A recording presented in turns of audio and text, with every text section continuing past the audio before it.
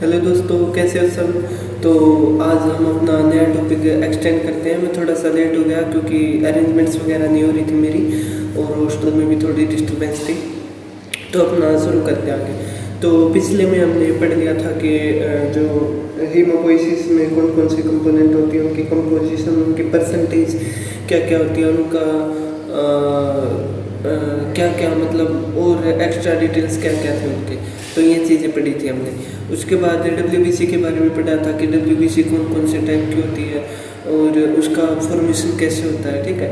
और डब्ल्यूबीसी के कुछ हमने फंक्शंस देखे थे, ठीक है। तो अब उसके बाद हम स्टार्ट करते हैं कि जो डब्ल्यूबीसी है वो कितने टाइप की होती है, जो उसके टाइप्स होते हैं, उसकी परसेंटेज कितनी होती है, उसके परसेंटेज, उसका फंक्शन क्या क्या होता है और क्या क्या चीज़ें और होती हैं। तो उस चीज़ के बारे में पढ़ेंगे, उनकी स्ट्रक्चर वगैरह, ठीक है।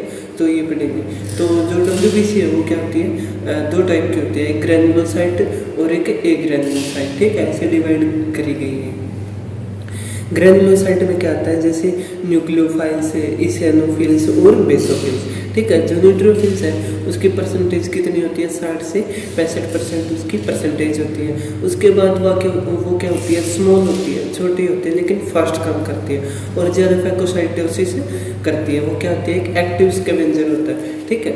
एक्टिव स्कैवेंजर होती है जो protect the body against the bacterial invasion and remove the dead cell and the debris from the damage tissue, ठीक है। जो डैमेज टिश्यू है उससे क्या करती है, जो बैक्टीरिया ने इन्वेजन किया, जो बैक्टीरिया वहाँ पे आया उसको क्या करती है, ये रिमूव करती है, और डेड सेल को, debris from the damage tissue को दे आर अट्रैक्टेड इन दी। अब कहीं भी क्या हो गया, इन्फेक्शन हो गया, मान लो मेरे यहाँ पे क्या हो गया, इन्फेक्शन हो गया। अब इन्फेक्शन होने की वजह से क्या होगी, यहाँ पे एक केमिकल रिलीज होगा, ठीक है, जिसको क्या कहते हैं, साइटोटॉक्सिन्स कहते हैं।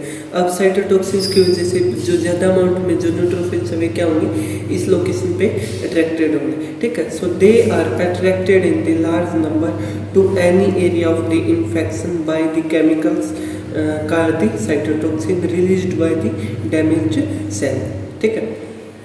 Their number rise very quickly in an area of damage or the infected tissue, ठीक है। उनका जो नंबर है वो क्या होता है, राइज करता है कि इन्फेक्टेड एरिया में रैपिडली, ठीक है। देयर न्यूक्लियर कैरेक्टरिस्टिकली वो क्या होती है, 6 लोब, ऐसे 1 2 3 4 5 6, ठीक है। जो उसकी न्यूक्लियाई होती है वो कितनी होती है, 6 लोब वाली न्यूक्लियाई होती है, ठीक है। और उनका लाइफ स्पैन रहने देना याद करने के और pus formation in an infected area consist of the dead tissue cells and the dead या फिर लाइव माइक्रो, और उसको क्या कर देगा, वो फैगोसाइट कर देगा, ठीक है। कहीं भी अगर इन्फेक्शन हुआ है, इन्फेक्शन में क्या होता है, या तो वहाँ पे एक लाइव माइक्रोब हो सकता है जिसको जो न्यूट्रोफाइल्स है उसको न्यूट्रोफाइल्स ने वहाँ पे जाके मारना है, ठीक है। या फिर वो ऑलरेडी मार दिया होता है, ठीक है, और उसको क्या करना, बस उसको सुखा के उसको बस रिमूव करना, बॉडी से बाहर फेंकना है, ठीक है। तो ये चीज़ होती है। उसके बाद क्या गया,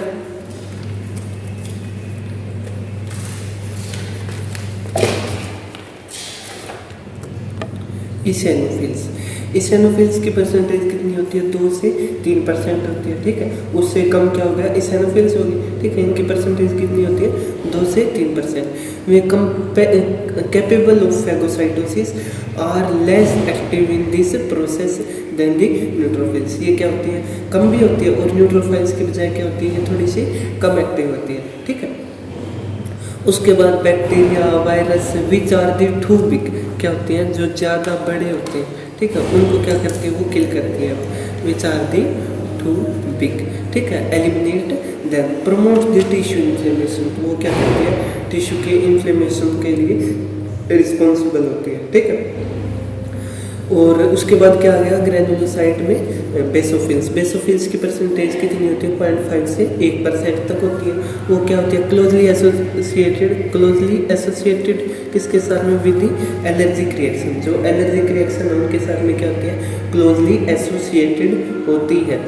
उसके बाद जो बेसोफिल्स है वो कौन कौन से टाइप के जो हॉर्मोन्स है वो रिलीज करती है, कौन सा होगा, हेपेरिन, हिस्टामिन, सीरोटोनिन। ठीक है, इन ये जो 3 होते हैं। हेपेरिन क्या होता है? नेचुरल एंटीकोएगुलेंट होता है जो हमारी बॉडी में पाया जाता है। उसके बाद हिस्टामिन है जो कहीं पे भी क्या होगा, इन्फ्लेमेशन हुई तो वो किसकी वजह से हुई है? हिस्टामिन की वजह से। उसके बाद क्या होगा? सीरोटोनिन। ठीक है, सीरोटोनिन क्या होगा? ये कॉन्स्ट्रिक्शन करता है। अगर कहीं पे भी ब्लीडिंग हुई है तो वहाँ क्या करेगा? ब्लड को रोकने के लिए क्या करेगा? वो वेसल को वहाँ से बारीक कर देगा। ठीक है, बारीक कर देगा तो क्या हो जाएगा? वो इन्फ्लेमेशन वो ब्लीडिंग है वो क्या हो जाएगी? रुक जाएगी। ठीक है, वहाँ से ब्लड लॉस कम होगा। ठीक है, तो क्या क्या पढ़ा हमने? जो पहले टाइम में ग्रेनुलोसाइट में एक न्यूट्रोफिल्स थी जो 60 से 65% थी। ठीक है, परसेंटेज उसकी 60 से 65 थी। वो क्या थी? क्या थी? वो ज़्यादा एक्टिव थी। ठीक है, वो फैगोसाइट करती थी। अगर इन्फ्लेमेशन हुई है तो वहाँ पे से क्या निकलता है कि केमिकल निकलता है जिसको साइटोटॉक्सिन कहते हैं। साइटोटॉक्सिन क्या करता है? जो ज़्यादा न्यूट्रोफिल्स हैं उनको अट्रैक्ट करता है। ठीक है, और बैक्टीरिया को मार जाता है। उसके बाद क्या होगा? इसेनोफिल्स आ गई। इसेनोफिल्स 2 से 3% होती हैं। ठीक है, ये लेस एक्टिव होती है लेकिन क्या करती है? अपने से ज़्यादा बड़े जो एक क्या होता है बैक्टीरिया होता है या फिर वायरस होता है उनको एलिमिनेट करते हैं। उसके बाद बेसोफिल्स आ गया। बेसोफिल्स कितना होता है? 0.5 से 1% होता है जो closely associated with the allergic reaction. और ये जो है हार्मोन्स रिलीज करते हैं। कौन सा? हेपेरिन, हिस्टामिन और सेरोटोनिन। उसके बाद क्या आ गया? ए ग्रेनुलोसाइट। ठीक है, अब ए ग्रेनुलोसाइट कौन कौन से हो गए? एक मोनोसाइट हो गया और एक लिम्फोसाइट हो गया। ठीक है, एक मोनोसाइट हो गया, एक लिम्फोसाइट हो गया। अब मोनोसाइट कितनी होती है हमें? 6 से 8% होती है मोनोसाइट। ठीक है, 6 से 8%। Largest in the WBC। जो WBC है उसमें क्या होती है? सबसे ज़्यादा अमाउंट में होती है। WBC में सबसे लार्जेस्ट अमाउंट में कौन होती है? मोनोसाइट होती है। ठीक है, एक्टिवली मोटाइल करती है। एटीपी को खर्च करके या करती है मोटाइल करती है। ठीक, उसके बाद enlarge to form the macrophage. ठीक है, वो क्या होती है? बड़ी हो जाती है फॉर्म करने के लिए क्या? मैक्रोफेज। ठीक है, उसके बाद मोनोन्यूक्लियर फैगोसाइट सिस्टम। ठीक है, मोनोन्यूक्लियर फैगोसाइट सिस्टम। इसमें क्या होता है? Some time called the reticulo endothelial system consist mainly bodies complements of the monocyte और द मैक्रोफेज। ठीक है, ये क्या होता है? Mononuclear phagocyte system. मोनोन्यूक्लियर जिसमें एक न्यूक्लियस होता है। फैगोसाइट जो फैगोसाइट करता है सिस्टम। ठीक है, इसमें क्या होती है? मोनोसाइट होती है और मैक्रोफेज होता है। ठीक है, मैक्रोफेज 2 टाइप के होते हैं। एक मोटाइल होता है, एक फिक्स्ड होता है। जो फिक्स्ड वाला होता है वो किसी ऑर्गन में पाया जाता है, जैसे कि हमारे लंग्स में है डस्ट सेल्स, हमारे लीवर में है कफर सेल्स। ठीक है, ये क्या करती है? जो और हमारे ब्रेन में भी है। ठीक है, तो क्या करती है? ये उसको फैगोसाइट करते हैं। फिक्स्ड मैक्रोफेज जो मोटाइल वाली होती है हमारे ब्लड में पाई जाती है। ठीक है, और नोडल्स में भी होते हैं फिक्स्ड मैक्रोफेज। ठीक है ना। उसके बाद क्या होगा? अब इसकी फर्दर डिटेल पढ़ते हैं। अब क्या ये क्या होती है? Much more powerful and the longer lived than the small neutrophils. क्या होती है? ये ज़्यादा लॉन्गर लिव्ड। ठीक है, ये क्या होती है? ज़्यादा टाइम तक जीवित रहती है। इनका लाइफ स्पैन क्या होता है? ज़्यादा होता है। ठीक है, then the small neutrophils.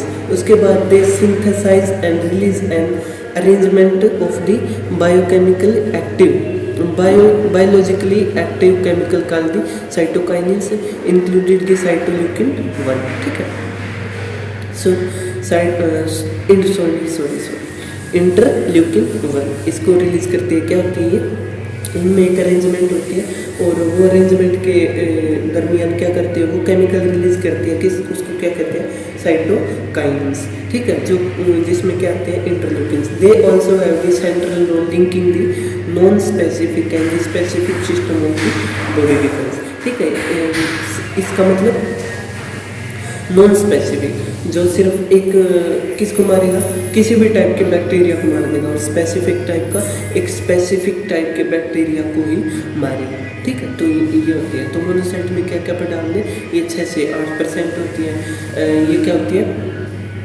Larger amount में होती है। ठीक है, और क्या करती है? ये इनमें एक से केमिकल निकलता है जिसको साइटोकाइन्स कहते हैं। ठीक है, जिनमें इंटरल्यूकिन 1 आता है। और ये क्या होती है? इनका रोल होता है किसमें? नॉन स्पेसिफिक और स्पेसिफिक सिस्टम में। ठीक है, अब क्या आ गया? लिम्फोसाइट्स आ गए। ठीक है, लिम्फोसाइट कितने होते हैं? 20 से 25% होते हैं लिम्फोसाइट्स। ठीक है, अब 20 से 25% are smaller than the monocyte and have the larger nuclei. ठीक है, ये स्मॉल होते हैं मोनोसाइट और हैव द लार्जर न्यूक्लियाई, और उनकी न्यूक्लियस भी क्या होता है? लार्ज होता है। ये मेडिएटेड इम्यूनिटी करते हैं। ठीक है, मेडिएटेड इम्यूनिटी करते हैं। आगे पढ़ेंगे कि मेडिएटेड इम्यूनिटी क्या होती है। उसके बाद स्पेरिकल न्यूक्लियस, इनका जो न्यूक्लियस होता है वो कैसा होता है? स्पेरिकल होता है। ठीक है, मतलब एक ऐसे पूरा का पूरा स्पेयर होता है। उसके बाद जो है वो लिम्फोसाइट दो टाइप के होते हैं, बी लिम्फोसाइट और एक टी लिम्फोसाइट। बी लिम्फोसाइट क्या करता है? Antibody mediated immunity. एंटीबॉडी मतलब एंटीबॉडी बनाएगा। अगर ये एक सेल है, ये क्या है? एक सेल है, ये क्या बनाएगा? यहाँ पे एंटीबॉडी बनाएगा और यहाँ पे तो ये क्या करेगा? ये एंटीबॉडीज को बना के यहाँ पे सेंड करेगा। ठीक है, अब क्या हो गया? T lymphocyte. टी लिम्फोसाइट में क्या होगा? Cell mediated immunity. अब क्या हुआ? यहाँ पे इन्फेक्शन हुआ। ठीक है, ये सेल क्या करेगी? एक ऐसी सेल बनाएगी जो इसको मारेगी। ठीक है, यहाँ से क्या करेगी? ये सेल निकलेगी और इस सेल को यहाँ पे जाके मारेगी। ये सेल इस वायरस को, बैक्टीरिया को यहाँ पे जाके मार देगी। ठीक है, तो इसको क्या कहेंगे? सेल मेडिएटेड इम्यूनिटी, जहाँ पे क्या करेगी? पूरी की पूरी सेल। ठीक है, तो ठीक है, तो आगे का टॉपिक हम क्या करेंगे? नेक्स्ट टाइम पढ़ेंगे, जिसमें प्लेटलेट्स की फॉर्मेशन वगैरह पढ़ेंगे, प्लेटलेट्स कैसे बनती है। ठीक है, उसका अब फर्दर डिटेल्स क्या है। तो मिलते हैं नेक्स्ट वीडियो में। तो तब तक के लिए ta ta, bye bye, see you.